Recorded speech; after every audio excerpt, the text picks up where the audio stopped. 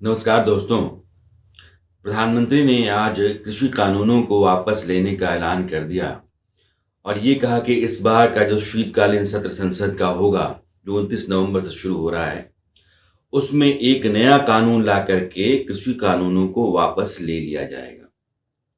अब सवाल ये है कि प्रधानमंत्री ने उन कानूनों को वापस लेने का फैसला क्यों किया, जिन कानूनों की पैरवी सरकार लगातार करती रही। वो ये कहती रही कि देश के किसानों के हित में और कृषि में क्रांति लाने के लिहाज से ये कानून बहुत जरूरी हैं। फिर भी वापस हो रहे हैं।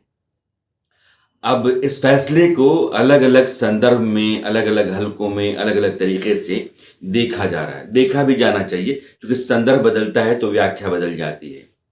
किसान आंदोलन से जुड़े नेता कुछ और कहते हैं, सरकार अपनी तरफ से कुछ और समझा रही है, विपक्ष अपनी तरफ से कुछ और कह रहा है। अब ऐसे में ये बात सबसे जरूरी जानने की है कि आखिर नरेंद्र मोदी जैसा प्रधानमंत्री, जिसको आज भी ये लग रहा था कि उन कानूनों के पीछे देश के किसानों और खेती की का हित छिपा हुआ था। यहाँ की जो किसानों की बड़ी आबादी है, 86% के आसपास, जिसका आज भी उन्होंने जिक्र किया कि 2 एकड़ से कम जोत के किसान हैं, उनके फायदे के लिए था, उनके हित के लिए था, उनकी बेहतरी के लिए ये कानून थे। उस तरह का प्रधानमंत्री जो अपने फैसले सोच समझ के लेता है और लेने के बाद बदलता नहीं है, बदल रहा है। बहुत सारे मायने हैं, बहुत सारी चर्चाएं हैं, चल भी रही हैं। लेकिन सरकार इसी देश में रहती है, इस देश में लोकतंत्र है। लोकतंत्र की एक जरूरी प्रक्रिया है चुनाव, और चुनाव के जरिए जो चुन करके आता है बहुमत के साथ, वो सत्ता में जाता है। आप कोई भी फैसला कर रहे होंगे और आपको यह लगने लगता है कि चुनाव में यह नुकसान का सौदा साबित हो सकता है, तो फिर आप वह फैसला नहीं करते हैं, अपने कदम पीछे खींचते हैं। इस बयान की, प्रधानमंत्री की, जो आज इन्होंने अपने जरिए रखी, जितनी व्याख्या की जाए, उसका जितना विश्लेषण किया जाए, वो अपने सही अर्थों में कहीं और है। सच्चाई ये है कि इस बार जो उत्तर प्रदेश और पंजाब में चुनाव हैं, जहां वैसे किसानों की बहुतायत है जो किसान कानून का, कृषि कानूनों का विरोध कर रहे हैं, वो नुकसान दे सकते हैं। पश्चिमी उत्तर प्रदेश 2017 के चुनाव का आंकड़ा आप देखेंगे तो 110 सीटें हैं और लगभग 90 सीटें बीजेपी ने जीती थी, क्योंकि जाट मतदाता, जिसकी आबादी लगभग 17% के आसपास इस इलाके में है, वो बीजेपी के साथ खड़ा था।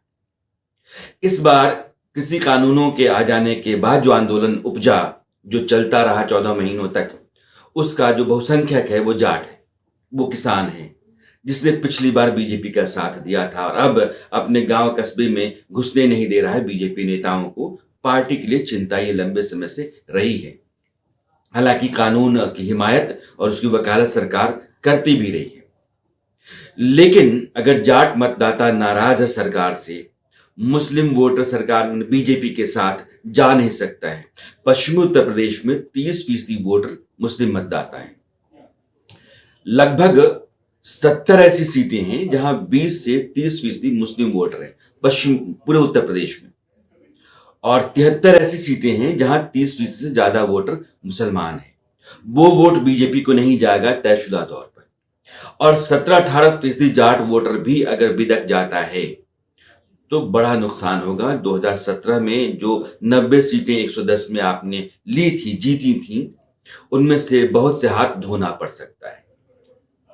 इन कानूनों के वापस होने के बाद से जाटों के भीतर, किसानों के भीतर ये एक राय गई कि प्रधानमंत्री ने आखिरकार हमारी बात मानी। तो अब वो जो गुस्सा था, वो जो रंजिश थी कि गांवों में, कस्बों में, शहरों में बीजेपी नेताओं को नहीं घुसने दिया जाए, अब रास्ता बन जाएगा, उनके बीच में एक जगह आ जाएगी। ये समझाना, बताना आसान होगा कि हम आपके दुश्मन नहीं हैं, हम आपका हित सा चाहते हैं, आपके हितैषी हैं, और हम में आप में कोई दूरी नहीं है। हम जो भी करना चाहते थे, आपकी खातिर करना चाहते थे, आपको मंजूर नहीं, तो आखिरकार हमने अपने कदम पीछे खींच लिए। प्रधानमंत्री ने माफी तक मांगी। उन्होंने कहा कि अच्छे मन से, पवित्र हृदय से मैं ये कहना चाहता हूं कि मैं इस कानून को वापस ले रहा हूं क्योंकि मैं आप लोगों को नहीं समझा पाया। प्रधानमंत्री का यह रुख, यह रवैया बहुत हद तक किसानों के भीतर मरहम का काम कर रहा है। यह उनके बयान से भी लग रहा है। तो पश्चिमी उत्तर प्रदेश में बीजेपी के लिए स्थितियां अनुकूल होंगी। आने वाला समय जो 4-5 महीने का है, नवंबर अभी बाकी कुछ जो 10 दिन हैं, दिसंबर, जनवरी, फरवरी, 3-3.5 महीने जिस दौरान चुनाव चलेंगे और वोट होगा, उस समय तक स्थितियों को अनुकूल कर लिए जाने और अभी जो नाराजगी है उसको ठीक या दुरुस्त कर लिए जाने की गुंजाइश बीजेपी देख रही होगी। इसलिए प्रधानमंत्री ने आज अचानक आकर के गुरु पर्व के मौके पर, गुरुदेव नानक देव के जन्मदिन के मौके पर यह बयान या यह ऐलान किया। इसका एक अपना मकसद भी है। राजनीति में इतने बड़े बयान चुन करके दिन अगर दिया जाता है तो उसका बहुत दूर तक का असर हो, ये देखा जाता है। पंजाब में भी उत्तर प्रदेश की तरह चुनाव हैं और वहां का किसान लगातार नाराज चलता रहा। सिंघू बॉर्डर पर, टीकरी बॉर्डर पर जो किसान बैठे रहे वो ज्यादातर पंजाब के, जैसे कि गाजीपुर बॉर्डर पर उत्तर प्रदेश के, पश्चिमी उत्तर प्रदेश के किसान बैठे रहे। ये 14 महीनों से दिल्ली के आसपास या दिल्ली की सरहद पर जो आंदोलन किसानों का चलता रहा है, उसमें पंजाब और पश्चिमी उत्तर प्रदेश के किसान ही ज्यादा रहे हैं, उन्हीं की भूमिका बड़ी रही है। तो पंजाब में जहां बीजेपी के जमीन अकाली दल के साथ संबंध टूटने के बाद से लगभग खत्म सी हो गई है, वहां एक नया नेता उनको दिखाई पड़ा, कैप्टन अमरिंदर सिंह, जो कांग्रेस से निकल करके अब नई पार्टी बनाकर चुनाव में उतरने की तैयारी में है। कैप्टन की बात बीजेपी के साथ चल रही है, लेकिन कैप्टन ने कहा था कि जब तक किसी कानून वापस नहीं हो जाते हैं, रद्द नहीं कर दिए जाते हैं, तब तक बीजेपी के साथ पंजाब में चलना मुश्किल है। यह बात बीजेपी भी समझ ही रही थी। एक बड़ा राज्य पंजाब, उसको यूं ही छोड़ दिया जाए, ये ठीक नहीं है। और कहते हैं कि जिद में सब ठीक है, लेकिन जायदाद नहीं गंवाई जा सकती, जंग नहीं हारी जा सकती। वो जिद जो नुकसान दे, वो सनक है। और यह बात प्रधानमंत्री को कहीं ना कहीं महसूस हुई कि यह जिद ठीक नहीं है। हालांकि मैं ये मानता हूं, आज भी वो कहते रहे कि कानून बेहतर थे, वो किसानों के हित के लिए थे। बावजूद इसके उन्होंने कहा कि नहीं, बदला जाएगा, हटाया जाएगा।